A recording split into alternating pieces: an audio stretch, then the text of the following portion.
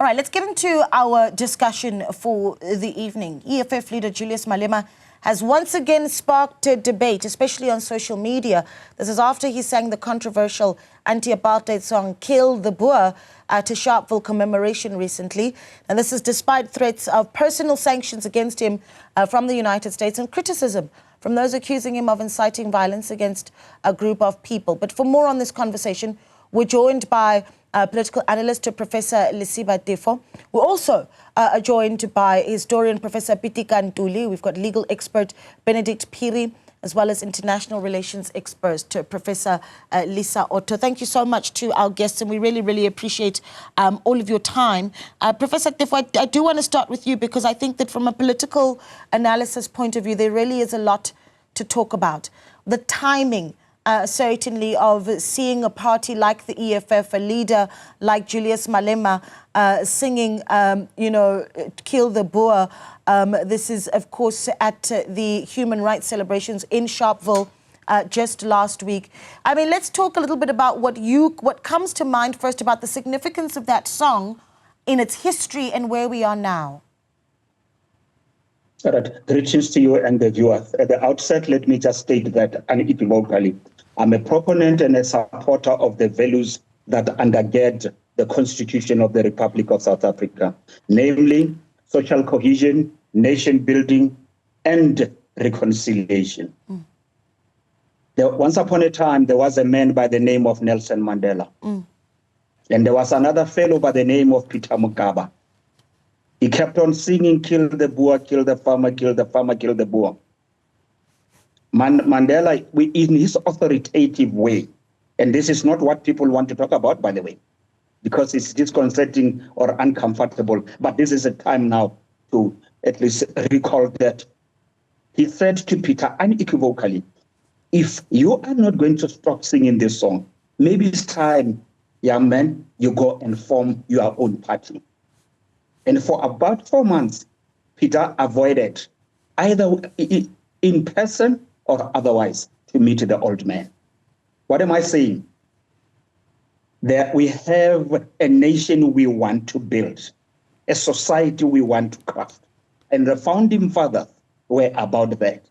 And they came up with this document and said, in this, we shall strive for reconciliation, nation building, and social cohesion. Our fractured path notwithstanding. All right? Our fractured path notwithstanding. Now, given that there was a judgment that gave him that the interpretation and so on, that is fine. We concede, we accept that. But I think as a leader, he should be sensitive and responsive to the call on the ground. We want to fashion a society whereby we, black and white, we can live together. That's an interesting take about, even, I suppose, where the debate of the song has begun, and certainly is not just a current one. But what do you say then, Professor Tefo, to those that say, well, there is still an emotional attachment that perhaps black South Africans may very well have to the song, Kill the Boer, the emotional attachments to the struggle, the sense of nostalgia, the commitment, what that song is a reminder of when it speaks to the commitment of fighting racialism, for instance. So when that argument is brought to bat, and we're not going to get into the legal element of it, and Benedict Phiri certainly will help us with that a little bit later on. But what do you say to those that argue the nostalgia, Prof? Incidentally, I lived and experienced apartheid. It is those that had read and got it mediated to them that tend to want to give us lectures. We are not the first to be colonized under the sun. But many nations have moved on. Even the so-called Asian tigers. Can we not be beholden to the past?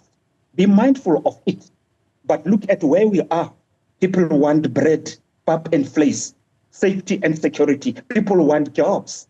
And anything that is inimical to these things that I'm mentioning and that people are desirous of, I'm sure when it matters most, they will say, you cannot be one of us or you cannot be our leader. And one way or another, that message was conveyed in May 2024. There is, of course, the fear that the song and the singing of this chant, for instance, is seen as a call to action, to say to South Africans, go and kill the Boer. And I'm keen to hear what you make of that interpretation as it comes from the likes of Marco Rubio, Elon Musk and such. Why do we need singing this song in this era? Why do we? You know what? You can call Rubio and mention him. That's fine. But I know for a fact that almost more than 20,000 people have already lost their jobs because of certain things that Elon said or Trump said. And the merits and the demerits thereof, I'm not so much interested. I'm more interested in us appreciating that we have a society to build and play not into the hands of those who bring undesirable consequences. And those consequences may not necessarily be borne by. We are sentimental. I understand that, but I'm not romantic. I'm a realist. I'm a pragmatist. I have this fractured past, but I don't want to be beholden to it. I'm looking at the now in order to fashion a better tomorrow for the benefit of posterity. Right. I lived under apartheid. I don't need to be lectured on that. Anybody who's 40 and below knows very little or almost nothing except through mediated knowledge or information by any form of structure. And these are the people in the main who sing and dance and want to give us lecture. Yes, I appreciate that they know, but they are too young to be beholden to that. Their peers are moving ahead. And incidentally, it's only blacks. I see no colors, no Indians, no whites. And they were part of the struggle, even the whites, by the way. And their children too, and the sacrifices made. Donald Trump may not support us, but the people of America supported us. And let's try to find a way to work with the people of America. Because Donald Trump will come and Donald Trump will go, but America will remain. Tefo will come and Tefo will go, but South Africa will remain. Harmonious coexistence, guided and informed and undergirded by the values that undergird our Constitution, nation building, reconciliation, and social cohesion. Yes, I may sound romantic, but the founding fathers and even Nelson Mandela did call Peter to order. And I know, as I know him, even at a personal level, and thanks to Winnie Mandela, because he probably could have been given a proper funeral. But I don't want to go there. Those who know him closely and how his life ended, right? He's now eulogized, but he was disowned by his own once upon a time. Professor Lesiba Tefo, the political analyst, thank you so much for your time. Of course, we do have with us as well Professor Pitika Ntuli, a cultural expert and analyst, as well as a historian. Professor Ntuli, an absolute pleasure having you on the show this evening. I mean, this is quite a debate. Professor Tefo, they're talking about how, he says, I lived during apartheid. I know the significance of the song, and you certainly did as well, having spent time in exile as well, as someone who is, also an expert in cultural expression, certainly of South Africans. What does the song ring to you in present-day South Africa, and certainly what it does when you compare it to what it did 31 years ago and more? I think, Professor Tefo and I, on this particular issue, speak, through the same, mouth. I also agree that Julius Malema had no business, in a sense, to provoke. But I want to contextualize this. We are already on the bad light of, Trump, himself. We took up his good friends, the Israelis, to the ICJ, and that in itself is rattling, rather very badly. But I also want to raise another question: why this song, actually, in particular? We had other songs that were equally, heavy. When people are angry. Like we say, Sizoba, Dubula, Gemba, we will shoot them with our guns. We're expressing our hopes, expressing our frustrations, knowing very clearly that we are fighting, racists. We are not fighting, white people. Just like in Israel, not all Jews are Zionists. Not all South Africans, were racists. So there are many other songs that had been actually, sung, but there are contexts in which, when we decide to remember what we went through, and we want to celebrate what we went through, then some of these songs would come, not because we are aiming at attacking other people on it. I have a poem I've written here to Trump. That Trump cannot come up try to steal, our cousins when we are busy here making our life, building our life, as Tifo had said, and living, together with each other and making sense of who we are. So we should not, therefore, be given any red herrings that the Trumps, the Elon Musks, and all of them are going to be pursuing. I think the example that Madiba, did on, Peter Mukaba is an absolutely telling one. There can be no better story, than that. Here is somebody respected all by the world, went in and called this young man to order and said, no. Hatred is no longer what we really need in this country, but building, this, country in a way in which we are all going to live together, as, Professor Tifo, has actually articulated. I go along very well with that. Of course, Professor, and to our other guests, certainly to our viewers, we did, of course, reach out to the economic freedom fighters, inviting them to be a part of this discussion, and they were not able to confirm and allocate someone to be part of this discussion, but we did invite them to be part of it. Benedict, perhaps you can help us with this, and we've got Professor Pitika to take us through, the cultural and sort of the nuances of the song, which I think is really, really important, and certainly what it means for the future of South Africa as the world looks on. But there is the legal conversation, Benedict. I mean, there's the fact that Kali Kriel of the EFF, of the AfroForum, apologies, Kali Kriel of AfroForum, being quite outspoken in taking issue with the court's handling of the matter of the chant, Kill the Boer, ruling that it is not considered as hate speech. Talk to us about some of that rationale and legally where it leaves us where the chant is concerned. Thank you, Naledi. Good evening, and good evening to the viewers as well as my fellow guests. It's very interesting because AfriForum lost to the EFF at the Supreme Court of Appeal and Mr. Julius Malema, when they tried to have this declared as hate speech by the courts. And the court, they actually did something interesting. It actually went through the history of the song and how the song came about, what it was used, as an to show protest against, and then it went into a much more detailed assessment of when it is sung by Mr. Malema at an EFF rally. As part of the message that the EFF projects as a political party for their political ends, then it really shouldn't be a problem, as much as it may be offensive to one or two people.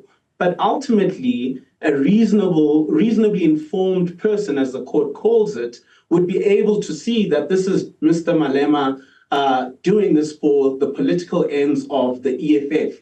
And it cannot be taken to then translate to an incitement to harm that particular section of society. So that's where, the SCA took us. And Mr. Kriel didn't, and AfriForum, they didn't appeal this to the Constitutional Court.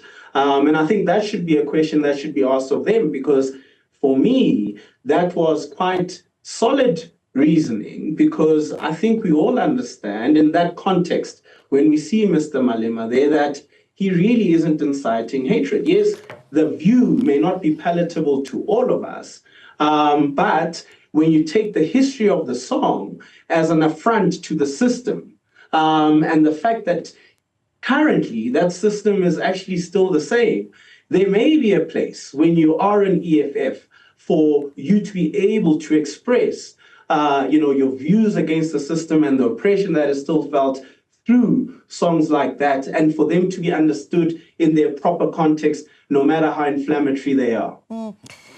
At the same time, though, you do have on X this tweet that comes from the U.S. Secretary of State, and it reads from Secretary Marco Rubio, "Kill the Boer is a chant that incites violence. South Africa's leaders and politicians must take action to protect Afrikaner and other disfavored minorities.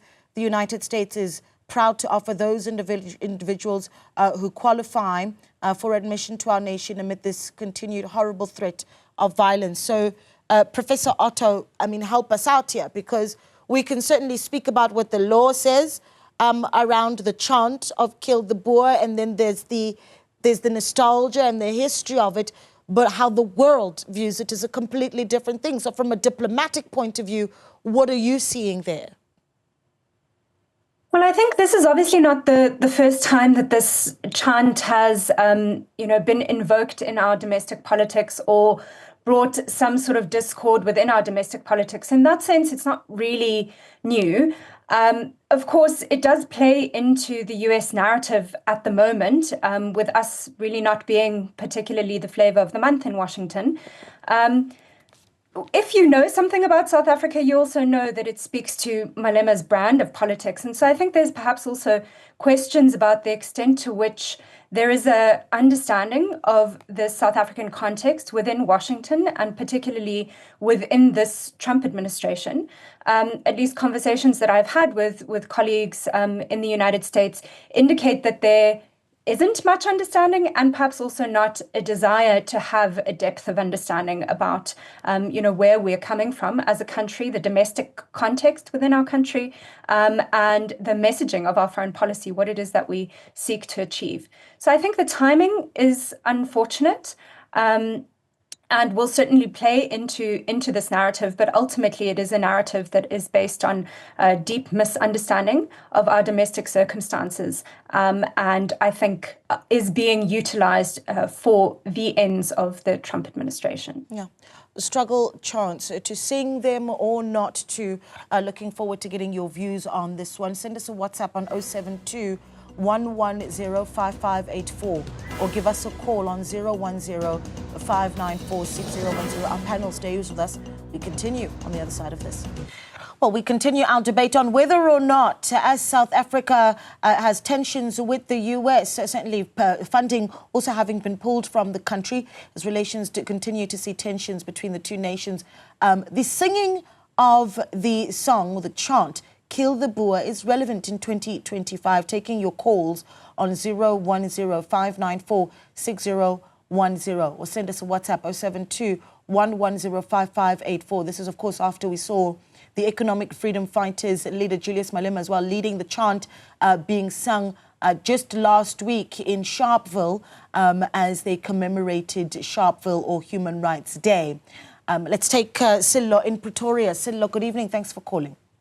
Good evening, Naledi, and good evening to your viewers. Thank you so much and your panel there. Naledi, just a quick one in terms of the song. I heard what the Professor Tefo said in terms of we are building a nation and so forth. However, my view is, I think this project, is only for a certain group of people, which is black people. We are the one who are pushing for reconciliation. And now there's a problem, like with the song. White people, specifically the Afrikaners, went to the Monument Park with colors that represented the, like the apartheid system. And like no one is talking about them. Now there's a complaint in terms of a mere song, which the matter was cleared by the courts. So I find it, very difficult. I know, like we're at the conundrum with the United States. But this, we have our own judiciary which dealt with the matter, and the matter was cleared. So now this can be an issue. I do support, a building of a peaceful nation in its diversity. However, it cannot only be the project of black people. We have to be honest with ourselves. Everyone must play a role in our diversity. Thank you very much, Nali. Yeah, Sello, thank you so much for that. Taking more calls on 010-594-6010. Such a succinct point as well by Sello in Pretoria, Professor Ntuli. I mean, he talks about the various races in our country expressing some sort of nostalgia to the old South Africa, but everyone needing to play a role in, I suppose, shaping a narrative that moves forward. What would that look like? I mean, some fear that it might even be a utopian idea, that we're just not ready to tell a unified story as yet, Prof. I mean, utopia is part of the vocabulary of hope, the vocabulary, of dreams that we are. We cannot, give up. Now, what my advice would be to Elon Musk. Elon Musk, advise your friend Trump what's happening. We know that there are farms where people are being trained for some war that is going to come, but we have never made an issue out of it. Because we are so people are simply clear that we do not want to kill anybody, but we want to build a nation that is very strong, economically strong, politically it is strong, where we are able to fight each other. So what I don't like about this conversation is that because it falls into the other hands, other people are going to dig up a lot of other issues that may not be that relevant in this particular thing, because the aim in here is to bring about black, white doubt, black, white suspicion, black, white anger. And if at all we allow them to do that, if somebody else deliberately provokes it and it does it, then that person must count their political life in 3 fingers. We're going to take more calls. Thanks for that, Prof. Mokoena is in Bethlehem. Mokoena, good evening. Thanks for calling. Good evening, my lady, and your esteemed panel. Sure, thanks for calling. Go ahead. Yes, my lady, it is very much surprising to hear AfriForum and other people saying that we mustn't remember the past. It is ridiculous because every time when Elon Musk and Donald Trump are talking, they are always pointing at us and saying that we are Africa or South Africa is not a country that they want to live in, because I don't want to use the other words when Donald Trump said Africa is a shithole a long time ago. But now today they are coming, they don't want us to remember our culture, what happened or transpired to the African masses. And like what happened in Flag Plus, white people were killing and butchering our forefathers and our brothers, and nobody talk about that. Today they are complaining about us singing the song "Kill the Boer, Kill the Farmer." No, that song we must continue singing it, because now it remembers. It makes us to be confident about what the white people did to the South Africans and the Africans in particular. So. Okay, Mokoena, thank you so much for that. And of course, we do need to apologize for some of the foul language that Mokoena used in that call. And we encourage you that as you do partake in this discussion, let's be responsible and respectful in how we share our views. But Mokoena, of course, sharing his views there. And Professor Otto, perhaps this is where we bring you in and we say, well, I mean, there's certainly the idea of the education and the communication that's necessary. How does South Africa tell the story of some of these chants from a point of view that makes it clear, that explains what these songs mean? I mean, when you've got the Secretary of State of the US taking to X or Twitter to talk about it, is there something that South Africa needs to be saying? I think there's a broader question around how our messaging of foreign policy is being received. And I think we see that around questions of our non-alignment, the questioning around whether that is genuine non-alignment or whether that's really just a smokescreen that suits different interests, around our support for multipolarity as well. That there doesn't really seem to be that the messaging that we intend to bring across, that is actually coming across. And I think that obviously then extends into other areas, including our history, our language, our culture. For example, the use of the word colored being considered a slur in the United States, and there not being a understanding of what that means within the South African context. Certainly, there is a lot of work necessary to improve this bilateral relationship, and I think to bring some coherence in our foreign policy messaging that sees that which we intend to communicate is actually what is being received. But if I can just add, I think that it is quite hopeful when we look at recent data that has been released by the US Embassy. By my calculation, it's only 2.2% of Afrikaners that have expressed an interest in this opportunity.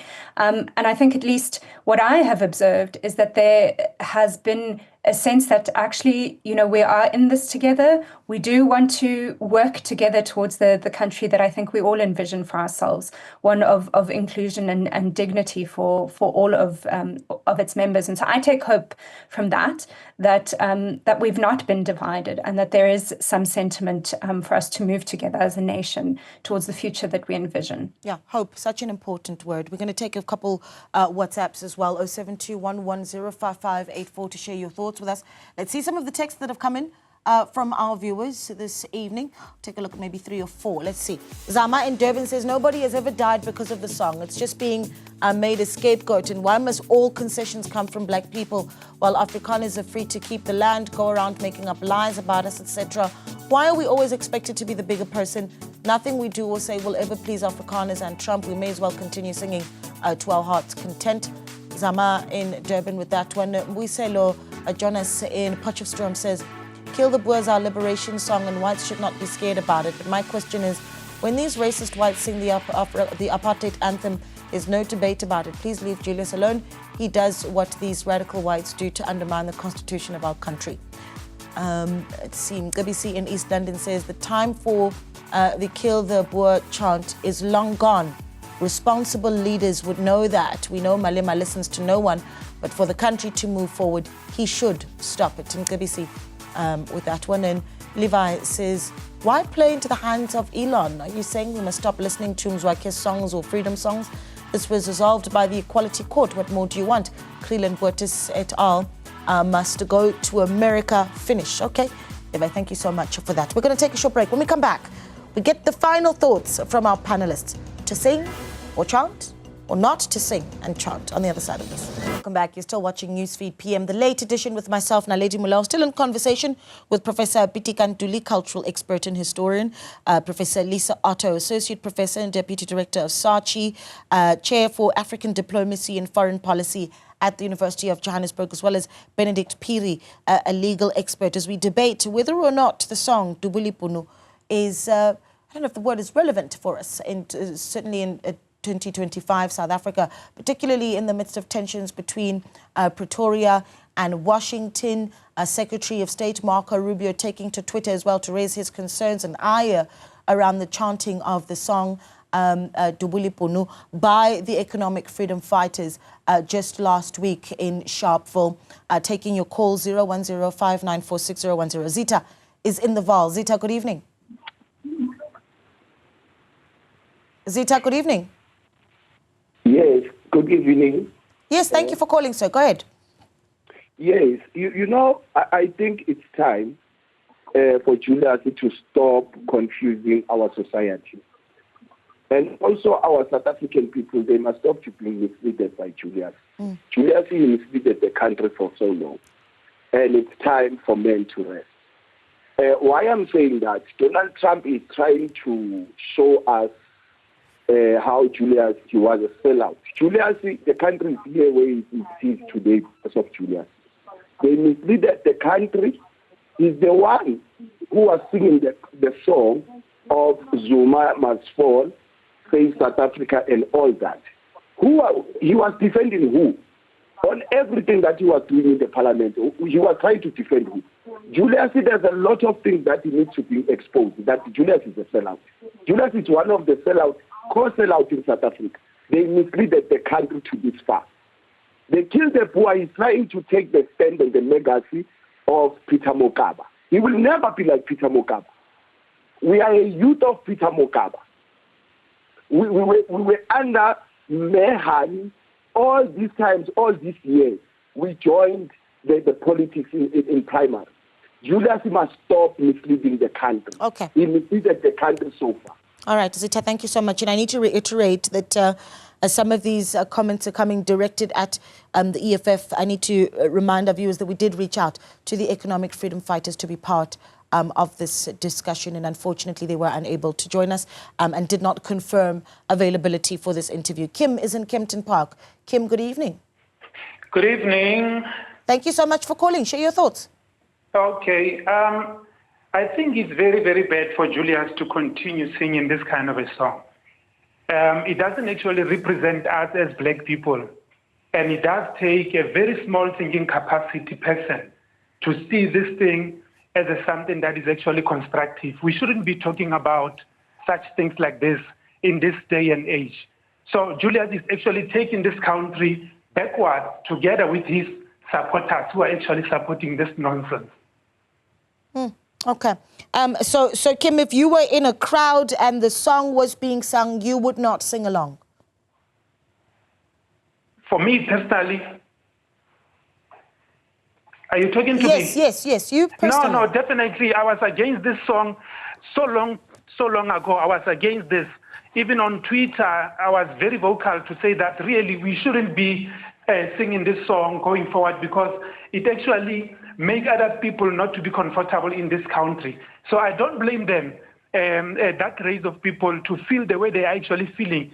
Whether this song does incite violence or not, it doesn't really make sense in this day and age to sing about it. And around the world, nobody will take time to try to analyze as whether this is right or it's not wrong in South Africa. It's quite straightforward.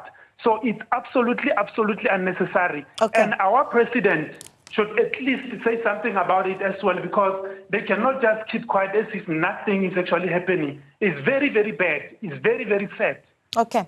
Kim, thank you so much for calling. Kim in Kempton Park there. We need to move towards wrapping this up. And Benedict, perhaps you can help us out with, from a legal point of view, some of the, I suppose, the ribbon at the end of the discussion from your end would be the right to sing it certainly does stand. Do you see the chant facing more legal challenges in the future? But were we to see groups considering the likes of the EFF wanting to go out and sing it, there is no challenge possibly facing them?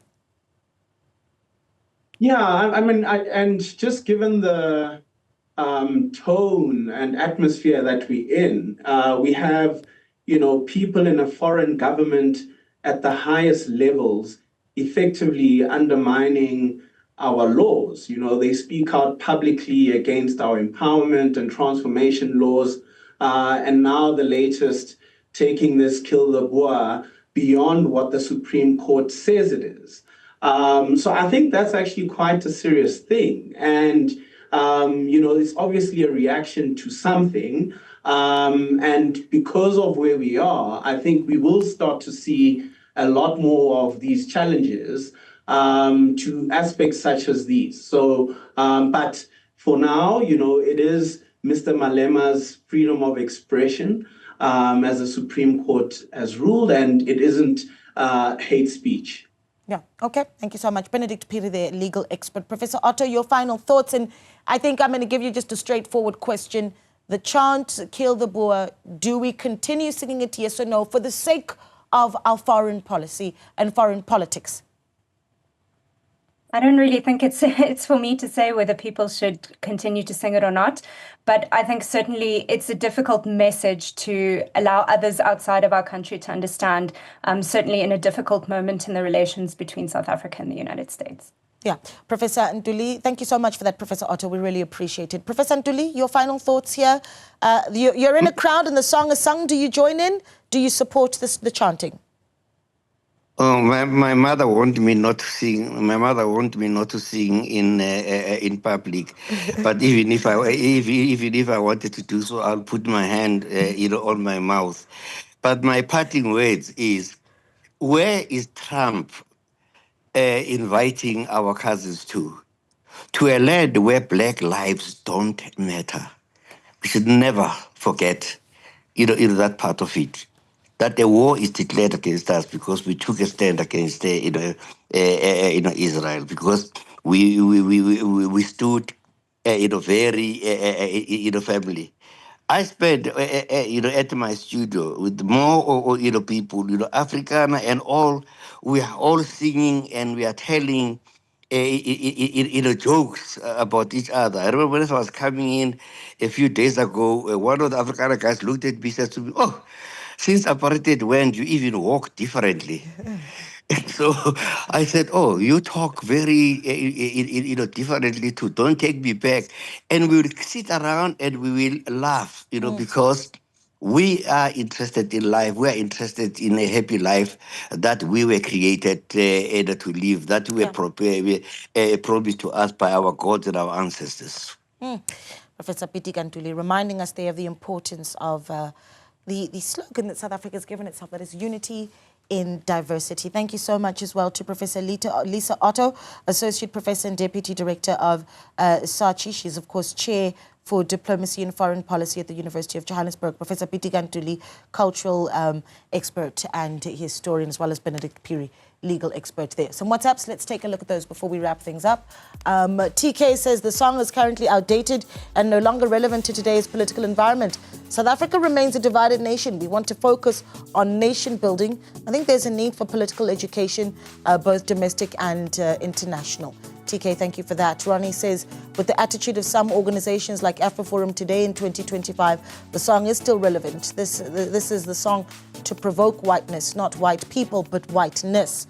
Ronnie, thank you so much for that message. Anonymous says, as a black person, I don't think singing Kill the Boer changes anything about how we relate to each other, but I see no harm in letting it go for the sake of diplomacy and progress. Our history matters, but so does the future we want to build. Let's say one more. Gladys says, Malema is very impulsive. He doesn't think about the repercussions of his language or actions. He likes to gather popularity from wrongdoings. He doesn't represent South Africans like AfroForum and Solidarity Movement. South Africans are far better than these minorities who are portraying us badly to the outside world. Gladys, thank you so much for those messages. You can certainly keep them coming in, 072-110-5584. It's Newsfeed PM, the late edition. More news on the other side of this.